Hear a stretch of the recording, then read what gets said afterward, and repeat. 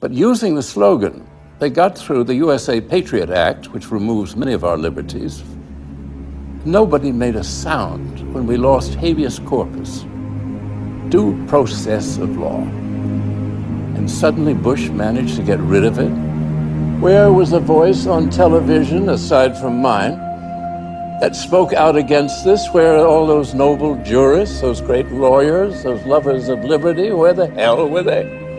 They were nowhere. Now we have a totalitarian government. And the totalitarian government wants to watch everybody, total surveillance of everyone. They listen to the telephone conversations. They look at your credit cards. They look where you travel. We are totally policed. This is contrary to everything in our Constitution. A 2010 Pentagon directive details what critics say is a policy that envisions the Obama administration's potential use of military force against Americans. The directive has non-controversial provisions on support to civilian fire, emergency services, and domestic use of the Army Corps of Engineers. But the Washington Times reports that the troubling aspect of the directive is that it outlines the presidential authority for the use of military arms and forces, including drones, in operations of domestic unrest. I believe it would be constitutional for the government to target and kill any U.S. citizen with a drone or with a shotgun without due process. Nor should any president deploy armed drones over U.S. soil. Okay, well, a troubling new report is now revealing that a secret memo from 2010 outlined the administration's potential use of military force against Americans in the United States of America. A defense source brought this to my attention and was fairly concerned about it. Said, look, this appears to be the latest step in the administration's decision to, at some point, use force against American citizens in the future. There are a lot of people concerned about this, and then you see this memo in connection with the growing militarization of many of the non-security agencies of government. In Connecticut, tens of thousands of residents have failed to comply with a new law that requires gun owners to register all military-style rifles with the state. In response to the Sandy Hook school shooting that resulted in 26 fatalities, Connecticut passed one of the strongest gun control measures in the nation. It's estimated that only 15% of gun owners have applied for assault weapons certificates, meaning the remainder could very soon become Class D felons. I think they're going to have a hard time putting this back in compliance, especially when precedence is already set here in Capitol Hill with our president, who is changing the laws, which he's breaking the federal laws every day with what the stance that he's taking on different legislations, primarily his health care plan. So people look at that and say, well, why should we abide by these laws if the president is breaking these laws? Days after a mass shooting and stabbing spree by a California college student, a number of state lawmakers are pushing to make it more difficult for potential killers to get their hands on a gun. In California, state lawmakers are now considering a bill called Assembly Bill 1014. It would create a first-in-the-nation gun violence restraining order system, similar to the way domestic violence restraining orders are issued. If granted, police could then temporarily seize any firearms the person already owned and add their name to a list of people prohibited from purchasing weapons. Tanks, guns, armor, all tried and tested on the battlefield. Now some of it is here in central Indiana on our streets, being used to keep us safe. It's surplus military hardware that's found a new home. Fox 59's Russ McQuaid tonight shows us how some of our local police departments are now armed for war. Surplus U.S. military hardware is coming home from the wars, being assigned to the streets and back roads of central Indiana to keep Hoosiers safe at a time of escalating homeland violence. Once it patrolled Afghanistan. Now it's an armored SWAT vehicle with windshields that can take a direct hit from a .50 caliber weapon, a gun turret up top, and the armor to protect at least a half dozen cops inside. When I first started, we really didn't have the violence that we see today.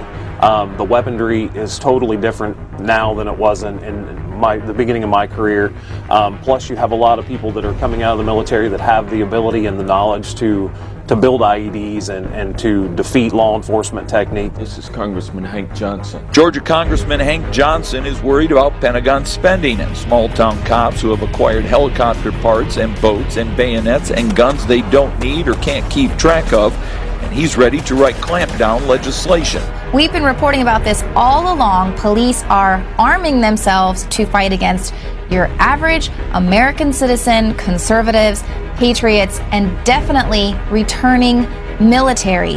Why aren't people seeing this? Well, perhaps because their local news stations are massaging it into their brain that this is completely normal. According to the Pennsylvania State Supreme Court, police officers no longer need warrants to search a person's vehicle.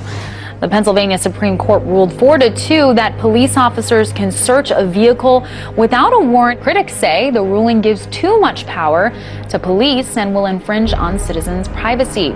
Are you ready for the next big thing? It may be moving in with you. The Financial Times reports that next week, Apple will announce a new way to connect you to what techies call the Internet of Things. One of the concepts people have been talking about is Apple getting into what they call kind of the smart home or the Internet of Things. That's an area a lot of big companies like Google are very interested in, so you know Apple's got to be interested in it also. If we have this sort of home invasion, if you will, by all these devices, do you think this is something consumers want or are going to embrace? You know, it's something we thought about since the World's Fair, since the Jetsons. It's an intriguing concept. I'm not sure how much of it people actually want to integrate into their lives. You think this is the next frontier of technology, Dan?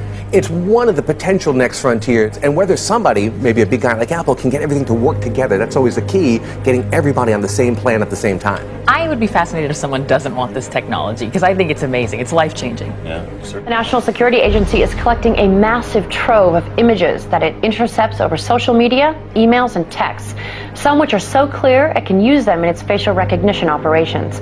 According to the New York Times, top-secret NSA documents indicate that the spy agency's global facial recognition technology has seen huge growth in the last 4 years.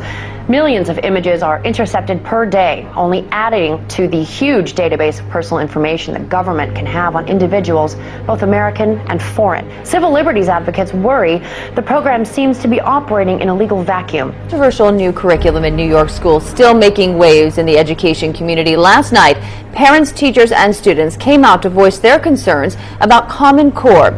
If attendance is any indication of how concerned parents and students are about Common Core standard, then the packed room at Carmel Town Hall said it all. If you look at the way that this has been implemented, it's a complete disaster. Common Core Standard is a new curriculum implemented in schools across the nation. The goal of Common Core is to put students on a level playing field and help prepare them for a global economy. However, many teachers and students say it creates a factory-like environment that stifles individual learning and puts pressure on educators to only teach to the test. And we're creating unneeded anxiety and really using our kids as guinea pigs in a failed experiment. We really need to put the brakes on Common Core. It was the testimony from the kids that had the biggest impact. I love to be creative and express myself, and they're not letting us do this. It's kind of just the same thing over and over again. Well, New York received $700 million from the federal government in exchange for accepting Common Core. 45 states, including New York, have implemented the curriculum in their schools. And now to Florida, where a school teacher allegedly humiliated a 12-year-old boy in front of an entire class after she caught him reading the Bible during what was designated as free reading time. I begin with that shocking lawsuit. A Connecticut family claiming their 3 daughters were brainwashed into joining a religious cult by teachers and, of course, that guidance counselor at the high school. On the outside, it's a typical suburban school. But on the inside, a new lawsuit claims 4 staff members at Avon High School in Connecticut tried to brainwash 3 sisters, and their parents had no idea, indoctrinating them, quote, into a religious cult that promotes martyrdom and celebrates death, leaving them flat and distant, reclusive, secretive, and non-communicative. Adding, they began speaking in a bizarre new language and cut off all of their communications with the family. This case strikes at the heart of the First Amendment. It's absurd. Why don't you have me arrested? Why don't we do that as a civics lesson? A nice First Amendment lesson, right? It's absurd, but everybody's playing around about what the content of this is. Nobody's talking about censoring the book. Nobody's talking about banning the book or burning the book or anything. Would you please be respectful of the other people? Like you're respectful of my daughter, right, and my children. That you had that you put this book out with the. Why don't we read the notice that was put out? Why do we ask? Would anyone else like to speak? Because I violated 2-minute rule. Would anyone else like to be recognized? There's somebody in the back. This is ridiculous. Your name is Gail Brunt. I'm sorry. Gail Brunt. Thank you. Can you Yeah, state the your road to address? Whitebird.